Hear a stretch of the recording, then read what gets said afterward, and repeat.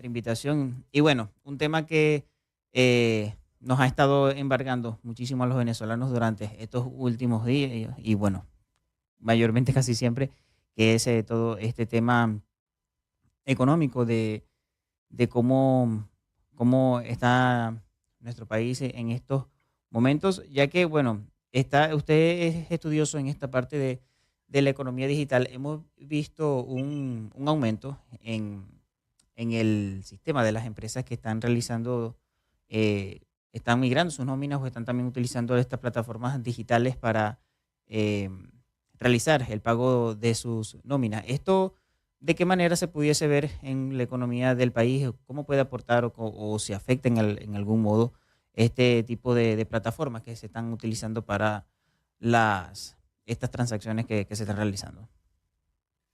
Sí, bueno, en primer sentido de todo esto, hay que recordar que en Venezuela, más allá del tema inflacionario, más allá del tema del tipo de cambio, ya sigue siendo el Bolívar. El problema con esto es que, bueno, efectivamente cada persona, cada empresa busca la mejor herramienta, en este caso moneda, medio de pago, para poder de alguna forma llevar sus operaciones.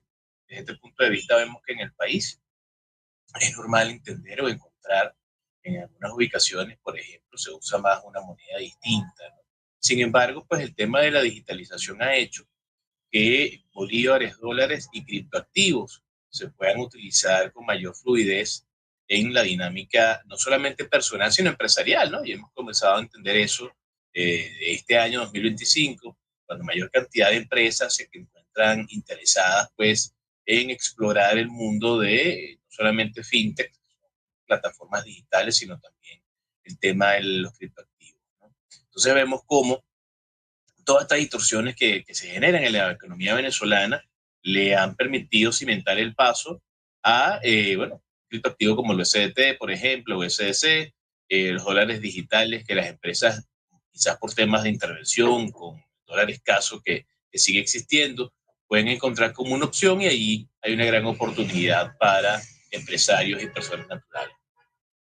En este caso, bueno, el uso, por ejemplo, de estas criptomonedas, hay esto, por ejemplo, ¿cómo esto en alguna ocasión afectará de algún modo la economía o, bueno, entra en esa dinámica económica del país que usted está hablando? Porque, bueno, hay personas bueno, que reciben estos dólares electrónicos, como usted está llamando, bueno, por sus pagos y por sus distintas cosas, pero este afecta a la economía de alguna manera, tiene algunas implicaciones en la ley en el modo de su uso o si es algún modo, bueno, de también poder llevar a cabo poder tener algún sustento económico, pues.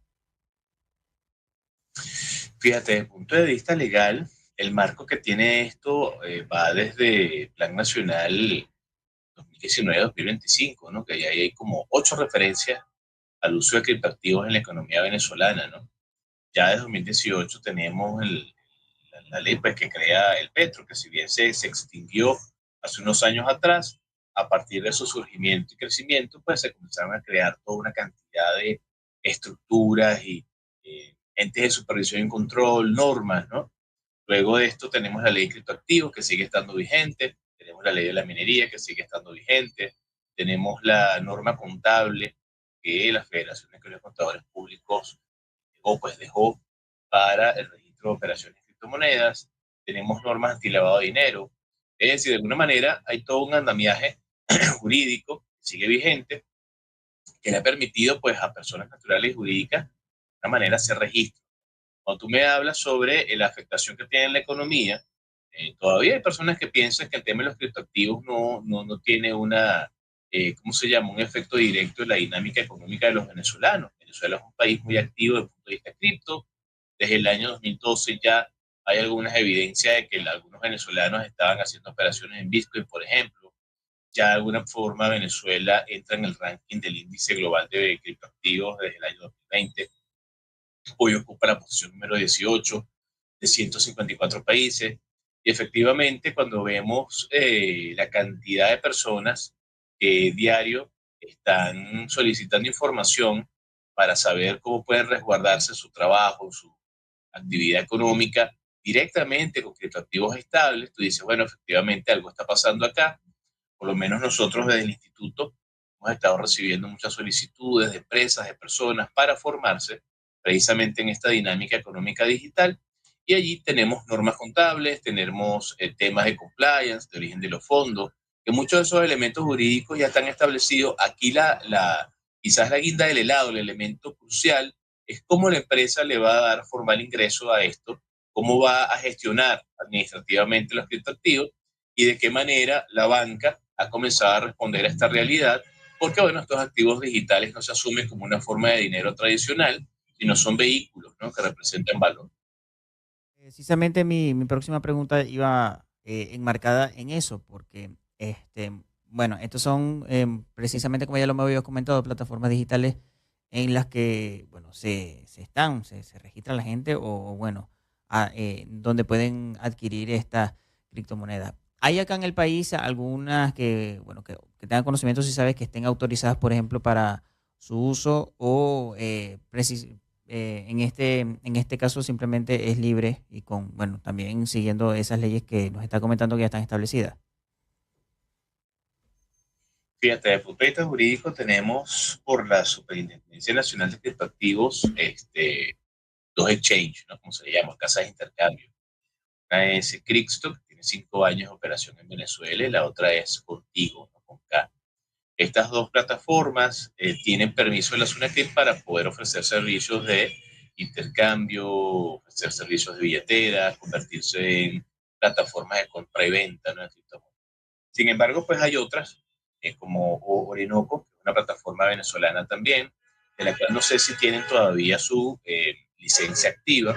Y en el caso de Binance, que es lo que mucha gente sigue utilizando, que no tiene licencia en Venezuela, sin embargo, pues de los 8 años que tiene Binance de existencia, 6 los tiene en Venezuela y hasta ahora, bueno, de alguna manera no ha presentado errores o fallas para nosotros. Entonces, a partir de esas plataformas, los venezolanos hemos comenzado a verle un lado amable al uso de datos digitales porque tienden a ser más rápidos, más baratos, más sencillos de utilizar, más intuitivos, e inclusive pues las propias actividades bancarias, por lo menos internacionales, desde el punto de vista de pagos a proveedores, desde el punto de vista de remesas, para algunos tiende a ser más sencillo que utilizar las plataformas que ya existen. Aaron, en esta oportunidad, profesor, quería preguntarle sobre, bueno, ¿cómo puede hacer la gente, bueno, para estar en estar con esto? ¿Esto lo pueden utilizar de algún modo de ahorro? O sea, ¿qué beneficio pudiese tener el estar en este tipo de economía? Sí, fíjate, distinto a la economía tradicional, ¿no? Que no quiere decir que una cosa está fuera de la otra, ¿no? Una economía subsiste al lado o dentro de la otra. Todas las personas que de alguna forma utilizamos estos datos digitales podemos de alguna manera hacer staking, por ejemplo, que se le llama, que es ir acumulando criptoactivos. Y dependiendo del tipo de criptoactivo, bueno, puedes de alguna forma darte en el tiempo. Hablar de ahorro no tiene mucho sentido porque ahorro es la parte de la renta que no se tiene al consumo y por lo general el sistema financiero te remunera, no te paga, te compensa con un tipo de interés. No necesariamente en estas plataformas existe la figura del tipo de interés, hay algunas que sí lo hacen, las que yo mencionaba hace unos minutos atrás, que son licenciadas por Sunacrypto, no necesariamente hacen eso. Pero lo que sí es cierto es que, dada la situación de tasas reales negativas en el país y el crecimiento vertiginoso de ese tipo de cambio oficial, tener algunos criptoactivos, sean estables o volátiles, dependiendo pues de las condiciones del propio mercado, para algunas personas se ha convertido pues en algo importante, ¿no?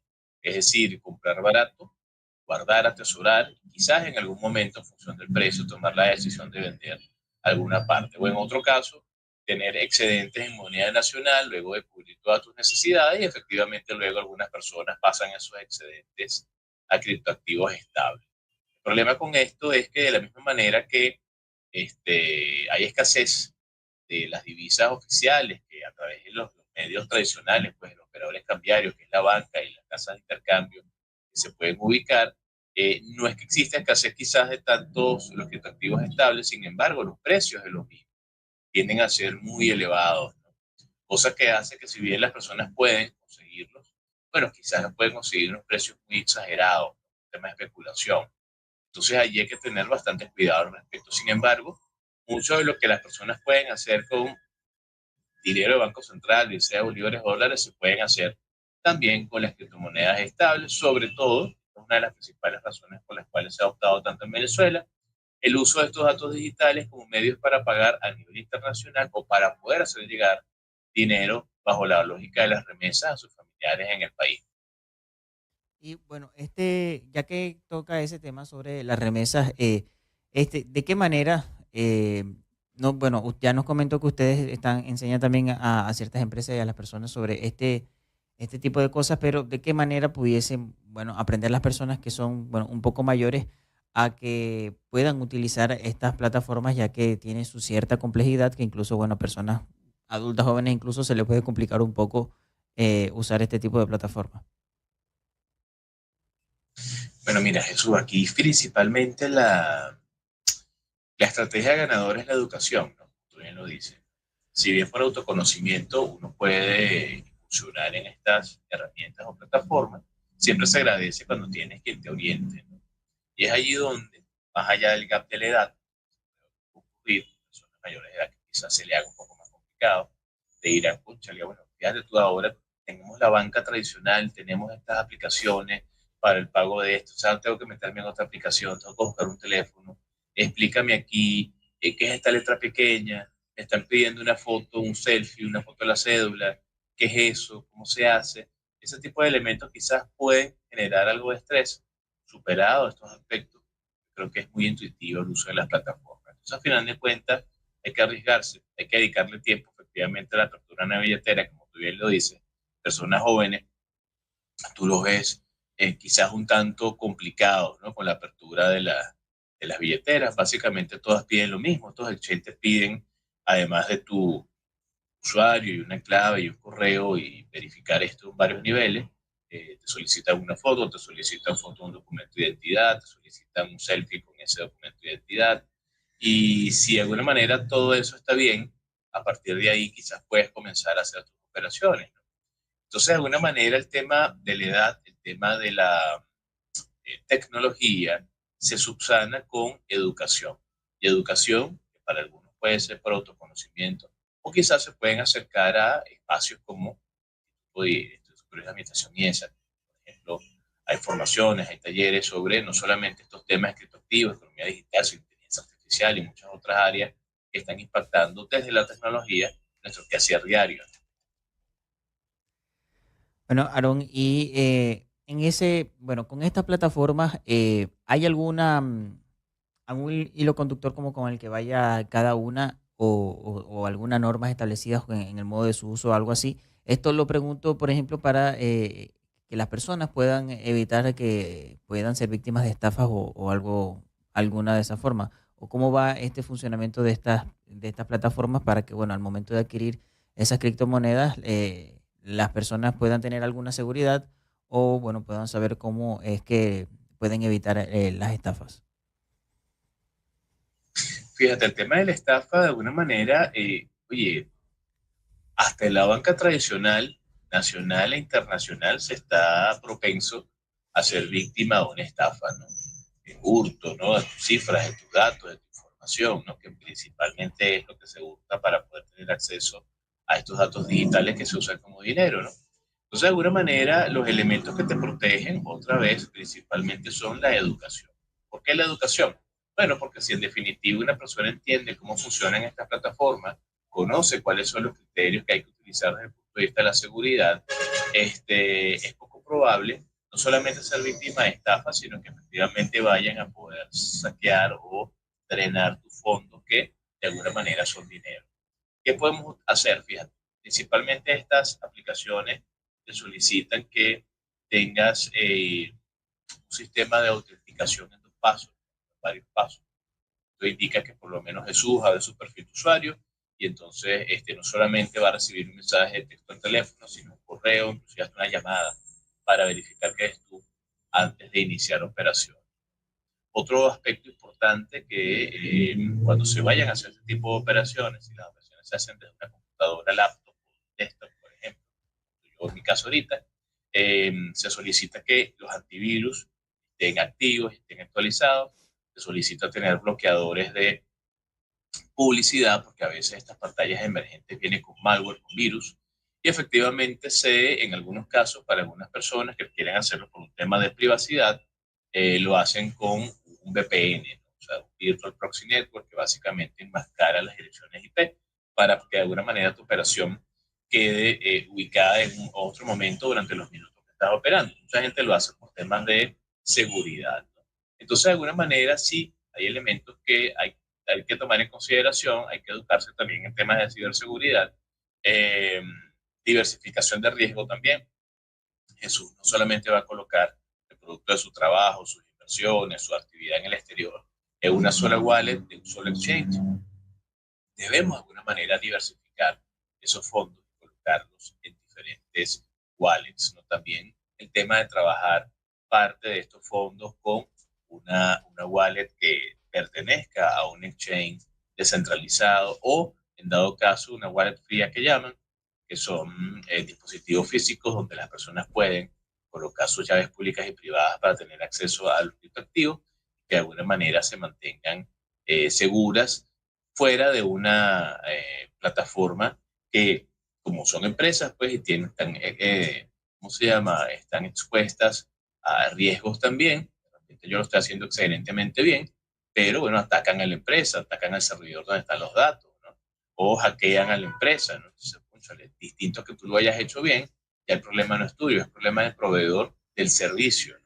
Entonces, todos esos elementos hay que tomarlos en consideración, por eso es que diversificar el riesgo y estos temas del origen de los fondos también son muy importantes a nivel de seguridad para evitar estar incurso quizás en alguna actividad extraña con el uso de criptoactivos.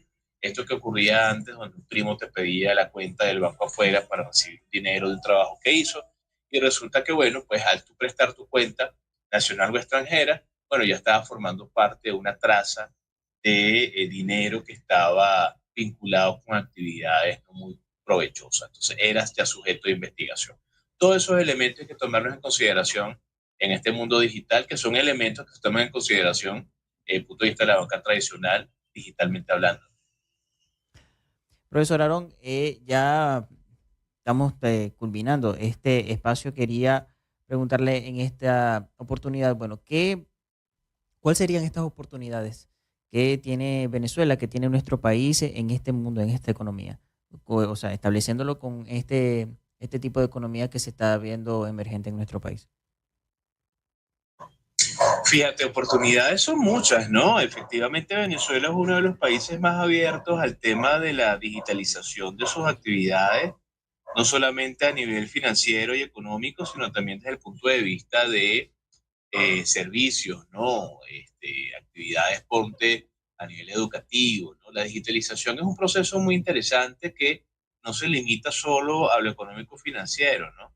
Desde la pandemia, desde que salimos de la pandemia, yo creo que en el mundo entero y más en Venezuela hemos entendido las bondades de las plataformas digitales, pero en nuestro caso, motivado por la situación económica, el tema de la disposición o no de medios de pago, bueno, nos ha mostrado más su cara amable. Oportunidades, mira, en el área financiera tradicional, con la fintech y plataformas de pago e intercambio, en el área cripto, cualquier cantidad de oportunidades de implicación entre criptoactivos y sistema financiero tradicional.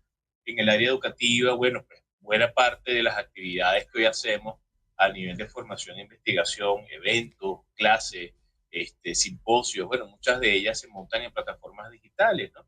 Y se diga desde el punto de vista de esto que estamos haciendo hoy, fíjate, ¿no? Estamos hablando Caracas, Maracaibo, vía digital, ¿no? Entonces, importante el hecho de entender que en la medida en que nosotros comprendamos el poder que tiene la digitalización como proceso y las áreas en las cuales nosotros podemos desarrollarnos agregando valor, bueno, más aún será importante para la economía de los países y la sociedad el mayor y mejor uso de estas herramientas. Entonces, no solamente es algo que es económico y financiero, es algo que es social, que es comunicacional, que de alguna manera nos mantiene a todos conectados 24/7.